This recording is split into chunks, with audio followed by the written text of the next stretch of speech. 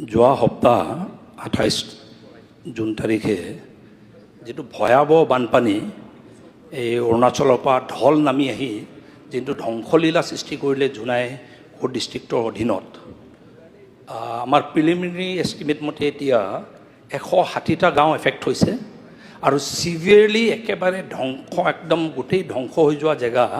আপোনাৰ 60টামান গাঁও সিগনিফাই হৈছে অধ্যক্ষ মহোদয় আপুনি যেটো ধ্বংস হৈছে তাৰ অনুমানটো আপুনি ভাবি চাওক ট্ৰেইন দলং যেতিয়া উটুৱাই নিব পৰা হৈ গ'ল ভাঙি দিব পৰা হৈছে হেতুৱে সেই পানীটোৱে গৈ গাঁওবোৰত যেতিয়া হুমাইছে কেনেকুৱা এটা অৱস্থা হৈছে সভাপতি মহোদয় তাৰমানে মিচিং ঘৰখিনি চাংঘৰখিনি 4 ফুট 5 ফুট 6 ফুট থাকে এই চাংঘৰলৈকে আপোনাৰ যেতিয়া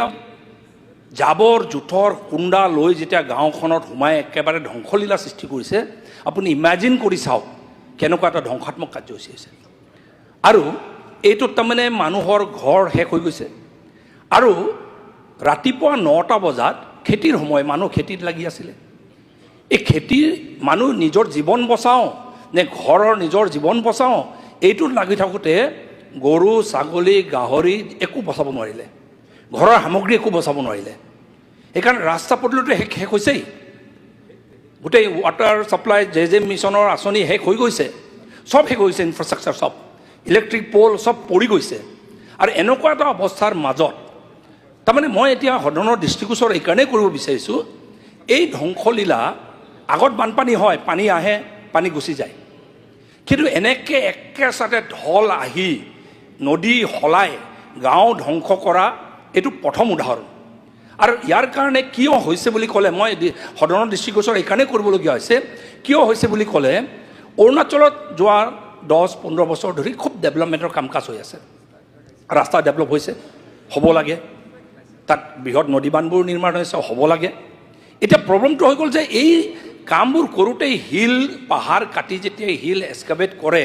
গোটেই পাহাৰবোৰ লৰাই পেলাইছে আৰু পাহাৰবোৰ লৰাৰ কাৰণে গোটেই পাহাৰ একেচাতে লগত নামি আহে আগত আমাৰ নদীবোৰ দ আছিলে চিমেণ্ট নদী ডিকাৰী নদী লেকু চিলে নদী আমাৰ গালি ডেপি নদী এই নদীবোৰ আমাৰ দ আছিলে গৰাবোৰ বহুত ওখ আছিলে এতিয়া লাহে লাহে 10 বছৰ এইটো আমাৰ মথাউৰিও দৰকাৰ নাছিলে তেতিয়া এতিয়া পানীবোৰ আহি মেলি যেতিয়া বালি পেলাই বাম হৈ গৈ আছে এতিয়া এনেকুৱা ঢল আহিলে আমাৰ মথাউৰিও নাছিলে যিহেতু য'তে ত'তে বৈ ধ্বংসালীলা সৃষ্টি কৰা আৰম্ভ কৰিছে সেইকাৰণে মোৰ সদনৰ দৃষ্টিগোচৰ এইকাৰণে মই কৰিছোঁ যে অৰুণাচলত যিখিনি ডেভেলপমেণ্ট কাম কাজ হৈ আছে ইয়াৰ এটা ৰিথিংক কৰাটো দৰকাৰ কেনেকৈ আগুৱাই নিলে ভাল হয় কিয়নো এইবাৰ চবতকৈ আমাৰ যিমান ধ্বংস হৈছে তাতকৈ বেছি ধ্বংস অৰুণাচলত হৈছে এইকাৰণে অৰুণাচলৰ যিখিনি ডেভেলপমেণ্ট প্লেন এইটো অলপ অৰুণাচলৰ টপোগ্ৰাফি অৰুণাচলৰ যিটো আপোনাৰ পাহাৰৰ যিটো অৱস্থান এইবোৰ চাই মেলি প্লেনিং কৰি আৰু অৰুণাচলত যেতিয়া ধ্বংসলীলা হ'ব আমাৰ ইয়াত পানীটো আমাক মাৰিব তো আমিও এইকাৰণে ভুক্তভোগী চ' এইকাৰণে দুটা ষ্টেটে মিলি গোটেই কাম কাজবোৰ কৰিব পৰাকৈ চেণ্ট্ৰেল গভৰ্ণমেণ্টৰ হস্তক্ষেপ বিচাৰিছোঁ আৰু মই আজি অসমৰ মুখ্যমন্ত্ৰী মাননীয় মুখ্যমন্ত্ৰী ডাঙৰীয়াক মই ধন্যবাদ জ্ঞাপন কৰিছোঁ যিদিনা ধ্বংসলীলা হৈছে তাৰ তৎক্ষণিকভাৱে পিছদিনা ৰাতিপুৱাই কেবিনেট মন্ত্ৰী আমাৰ কেশৱ মহন্ত ডাঙৰীয়া আৰু সুশান্ত বৰগোহাঁই ডাঙৰীয়াক তৎকালীনভাৱে পঠাই গোটেই এছেছ কৰাইছে তাৰ ওপৰত মই ধন্যবাদ জ্ঞাপন কৰিব বিচাৰিছোঁ প্ৰধানমন্ত্ৰী মোদীজীক তাৰ দুদিনৰ পাছত কেন্দ্ৰীয় মন্ত্ৰী শিৱৰাজ সিং চৌহান ডাঙৰীয়া আৰু কিৰণ ৰিজিজু ডাঙৰীয়াক এছেছ কৰিবলৈ পঠাইছে এইটো প্ৰথমবাৰ হৈছে বানপানী হোৱাৰ লগে লগে তৎক্ষণিকভাৱে চৰকাৰে নিজৰ দায়িত্ব পালন কৰা ওলাইছে এতিয়া ৰিহেবিলিটেশ্যনৰ পেকেজ যিখিনি চলি আছে ৰিহেবিলিটেশ্যনৰ গোটেই কাম কাজবোৰৰ কাৰণে মোৰ এটা অনুৰোধ আছে যিটো ধ্বংস হ'ল সেইটো কম পুঁজিৰে নোৱাৰি গোটেই মীমাংসা কৰাৰ কাৰণে এতিয়া যিখিনি আমি পাৰোঁ পানী যোগানৰ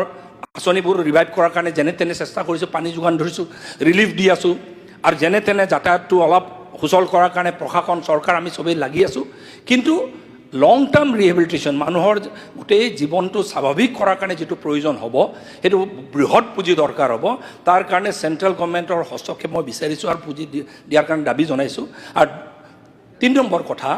এই যে এতিয়া নদীবোৰ এতিয়া যেনেকৈ এটা গতি সলাই পেলাইছে অতি সোনকালে তাত মথাউৰি দি ষ্ট্ৰেংথেন কৰি বেংক প্ৰটেকশ্যন প্ৰগ্ৰাম লৈ মথাউৰি বনাই নদীৰ গতিটো সলাব নোৱাৰাকৈ এনেকুৱা বানপানী আহি থাকিব এতিয়া যিটো হৈ আছে বছৰে আহিব আৰু এনেকুৱা ঢলো আহি থাকিব এতিয়া সেই ঢলবোৰৰ পৰা নদীৰ মাজেৰে যাওক, আমাৰ আপত্তি নাই। সেই নদী ভাঙি মেলি নদী একেবাৰে গতি সলাই গাঁওবোৰত সোমাই ধ্বংসলীলা সৃষ্টি কৰিব পৰাকৈ পৰিৱেশটো আমি নিয়ন্ত্ৰণ কৰিব পৰাকৈ মথাউৰিবোৰ এই আপোনাৰ চিমেণ্ট নদী হওক, ডিমৌ নদী হওক, আপোনাৰ ডেপি হওক, আপোনাৰ ৰাজাখানা হওক, আমাৰ চিলে হওক, লেকু হওক, গোটেই নদীবোৰৰ মথাউৰিবোৰ কটকটীয়া কৰি বেংক প্ৰটেকশ্যন প্ৰগ্ৰামবোৰ লোৱাৰ কাৰণে যিটো বৃহৎ পুঁজি দৰকাৰ হ'ব, তাৰ কাৰণে মই সদনক কথাটো অৱগত কৰিছোঁ, চৰকাৰ দৃষ্টিগোচৰ কৰিছোঁ, কেন্দ্ৰীয় চৰকাৰৰ পৰা পুঁজিটো যেন পৰ্যাপ্ত পৰিমাণে আমি যেন পাওঁ। আৰু শেষত অধ্যক্ষ মহোদয়, এই যে আপোনাৰ মানুহবোৰ এতিয়া আমি ৰিলিফ দি আছোঁ, কিন্তু সৰ্বোচ্চ গুচি গ'ল, ঘৰ গ'ল। আৰু যিখিনি 4 ফুট 5 ফুট মাটি পুতি দিলে, লেট্ৰিনবোৰ ব্যৱহাৰ কৰিব পৰা অৱস্থাত নাই, ইলেক্ট্ৰিক কাৰেণ্ট নাই, ৰাস্তা পদূলি শেষ, কালভাৰ্ট শেষ, স্কুলবোৰৰ অৱস্থা বেয়া, একদম কণ্ডিশ্যন নাই, অংগনবাদীবোৰ শেষ, অংগনবাদীবোৰৰ যিখিনি কণ ল'ৰা ছোৱালীয়ে ব্যৱহাৰ কৰা আপোনাৰ লেট্ৰিন বাথৰুম শেষ, তাৰ ওপৰঞ্চি যিখিনি খেতি বাতি শেষ হৈ গৈছে, গৰু হেৰাই গৈছে, মৰি গৈছে, গাহৰি বচাব নোৱাৰিলে, ছাগলী বচাব নোৱাৰিলে, মুৰ্গী বচাব নোৱাৰিলে, নিজৰ ঘৰৰ সা সামগ্ৰী বচাব নোৱাৰিলে। এনেকুৱা সময়ত মই ভাবোঁ যে যিটো ৰিহেবিলিটেশ্যন পেকেজ হ'ব, সেইটো পৰ্যাপ্ত পৰিমাণে হৈ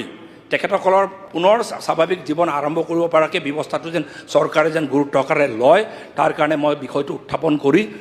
সদনৰ দৃষ্টিগোচৰ কৰি অতি সোনকালে এই বিষয়বোৰত আমি আমাৰ ফালৰ পৰা প্ৰশাসনক লগাই যিমান পাৰোঁ চেষ্টা কৰি আছোঁ। আৰু মই মুখ্যমন্ত্ৰী ডাঙৰীয়াই যিটো গুৰুত্ব সহকাৰে বিষয়টো লৈছে ধন্যবাদ জনাইছোঁ, কেন্দ্ৰীয় চৰকাৰে যিটো গুৰুত্বৰে বিষয়টো লৈছে ধন্যবাদ জনাইছোঁ। আৰু সদনে মই ভাবোঁ এই বিষয়টোত গুৰুত্ব সহকাৰে লৈ ভৱিষ্যতে এই ডিবেটবোৰত মই ভাবোঁ যে অংশগ্ৰহণ কৰি আমাৰ জোনাই সমষ্টিৰ যিখিনি এফেক্টেড মানুহ সকলোকে সকাহ দিব পৰাকৈ ব্যৱস্থাবোৰ যেন গ্ৰহণ কৰে, তাৰ কাৰণে বিষয়টো উত্থাপন কৰি আপোনালোকৰ দৃষ্টিগোচৰ কৰি মোৰ বক্তব্য সামৰিছোঁ। ধন্যবাদ। ধন্যবাদ। মাননীয় সদস্য শ্ৰী ভুৱন পেগু ডাঙৰীয়াই যি মন্তব্য সদনত উত্থাপন কৰিছে, এইটো খুব চিৰিয়াছ মেটাৰ। এই বিষয়টো লৈ মাননীয় জলসম্পদ বিভাগৰ মন্ত্ৰী মহোদয়ে দুআষাৰ ক'ব, উত্তৰ দিব। মাননীয় সদস্য ভুৱন পেগু ডাঙৰীয়াই আমাৰ বানক লৈ যিখিনি কথা আমাৰ সদনক অৱগত কৰিলে, এইটো অতি চিন্তিত বিষয়। বিষয়টো এইকাৰণেই চিন্তিত, প্ৰথমে হ'ল আমাৰ অসমৰ যিকেইখন নদীয়ে এই সময়ছোৱাত ফ্লেছ ফ্লাডৰ জৰিয়তে নদী কাষৰীয়া অঞ্চলত একেবাৰে বিধ্বংসী এটা পৰিৱেশ সৃষ্টি কৰিলে,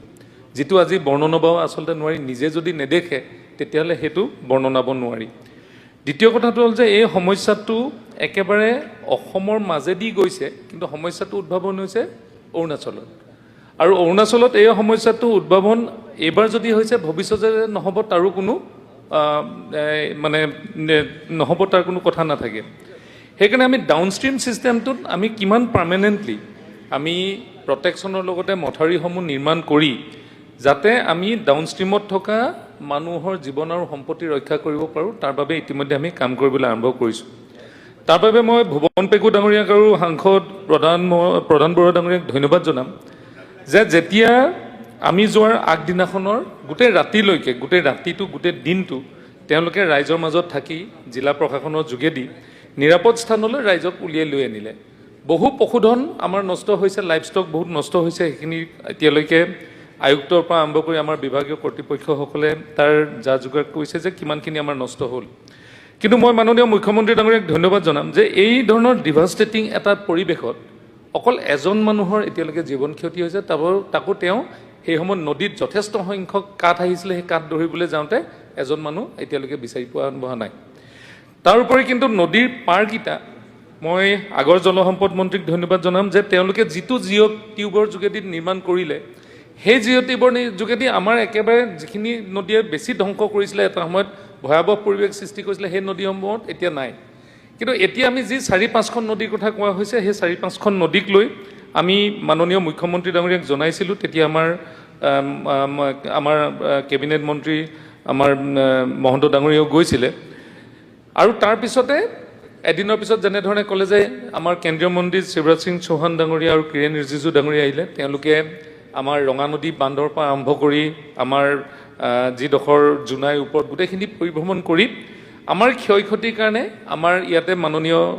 কৃষি বিভাগৰ মন্ত্ৰী মই আৰু কেশৱ মহন্ত ডাঙৰীয়া আমি গোটেই তিনিজনে তেওঁৰ লগত বহিলোঁ আৰু আজি সকলোতকৈ ভাল কথা এটা ভাল খবৰ যে আজি হাই লেভেল এটা টীম এতিয়া আমাৰ সেই অঞ্চললৈ পৰিভ্ৰমণ কৰিছে আৰু আমাক জনাইছে যে আমাৰ জলসম্পদ বিভাগটোত যিমানখিনি কাৰণে ভৱিষ্যতে কাম কৰিলে এনেধৰণৰ বিপদত আমি পৰিব নালাগে তাৰ বাবে আজি তেওঁলোকে এছেছমেণ্ট এটা আৰম্ভ কৰিছে তাৰ বাবে মই মাননীয় মুখ্যমন্ত্ৰী ডাঙৰীয়াকো ধন্যবাদ জনাইছোঁ আমাৰ মাননীয় প্ৰধানমন্ত্ৰী নৰেন্দ্ৰ মোদী ডাঙৰীয়া বিশেষকৈ গৃহমন্ত্ৰী অমিত শ্বাহ ডাঙৰীয়া তেওঁলোকৰ তৎপৰতাত এই আমাৰ একেবাৰে কিমান আজি এসপ্তাহৰ ভিতৰত এনেধৰণে এছেছমেণ্ট হোৱা আমি আগতে দেখা পোৱা নাযায় আৰু মই ভাবোঁ যে আমাৰ ভাৰত চৰকাৰে যিখিনি আমাক সহায় কৰি দিব আৰু অসম চৰকাৰৰ জলসম্পদ বিভাগ বা আন আন বিভাগৰ যিবিলাক আমাৰ কাম কৰিব পৰা যিখিনি আমাৰ ক্ষমতা আছে সকলোৱে মিলি লৈ অনাগত সময়ছোৱাত এনেধৰণে অৰুণাচলত হোৱা ক্লাউড ব্ৰাষ্ট বা ফ্লেছ ফ্লাডৰ যোগেদিও আমাৰ অঞ্চলত যাতে আমাৰ জীৱন আৰু সম্পত্তি সুৰক্ষিত কৰি ৰাখিব পৰা যায় তাৰ বাবে আমি কেন্দ্ৰীয় চৰকাৰৰ লগত যোগাযোগ কৰি খুব কম দিনৰ ভিতৰত আমাৰ কৰিবলগীয়া গোটেই অৱস্থা যিখিনি পৰিৱেশ যিখিনি নিৰ্মাণ কৰিবলগীয়া আছে সকলোখিনি আমি নিৰ্মাণ কৰি উঠি আমাৰ এই অঞ্চলটোৰ ৰাইজক আমি সকাহ দিব পাৰিম মই এই সুযোগতে পুনৰ ভুৱন পেগু ডাঙৰীয়া আৰু প্ৰধান বৰুৱা ডাঙৰীয়া সাংসদ দুইজনক এইকাৰণেই ধন্যবাদ জনাম যে সকলোতকৈ আগতে তেওঁলোকে যুঁজি আজি সকলোৰে জীৱন সম্পত্তিত যথেষ্ট জীৱন আজি তেওঁলোকে ৰক্ষা কৰিবৰ কাৰণে সক্ষম হ'ল আৰু মই আকৌ এটা অনুৰোধ জনাওঁ শেষত যে আজি আমাৰ তাত যিসকল বিভাগীয় কৰ্তৃপক্ষ আছে তেখেতসকলক আমি ইতিমধ্যে ইনষ্ট্ৰাকশ্যন দিছোঁ কিন্তু আমাৰ যিসকল ৰাইজ আছে তেখেতসকলকো আপোনালোকে ক'ব যে আমাৰ যিটো চেণ্ট্ৰেল টীম আজি গৈছে তেওঁলোকক যাতে একেবাৰে শেষৰ পৰ্যায়লৈকে ব্ৰিজখিনি আৰু ব্ৰিজ লাইক ছিটুৱেশ্যনখিনি বা অভাৰটেপিং হোৱাৰ কাৰণে যিখিনি মথাউৰি আমি বহুত দিনৰ পৰা মানে ৰাইজিং এণ্ড ষ্ট্ৰেংথেনিং কৰা নাই সেইসমূহ মথাউৰিৰ ওপৰেদি যাতে পানীসমূহ বাগৰি যাব নোৱাৰাকৈ যাতে পুনৰ এটা নিৰ্মাণ কৰিব পাৰোঁ তাৰ বাবেও আমাৰ সেইসকলৰ ৰাইজক এখন মেমৰেণ্ডাম দিবলৈ আপোনালোক যোগেদি মই অনুৰোধ জনাই সদনক এই গোটেই কথা বিষয়ে অৱগত কৰাই দিলোঁ ধন্যবাদ অধ্যক্ষ মহোদয় মন্ত্ৰী মহোদয়ৰ যিখিনি ইয়াত দৃষ্টিগোচৰ কৰিছে আমাক সদনক যিটো উত্তৰ দিছে মই ধন্যবাদ জ্ঞাপন কৰিছোঁ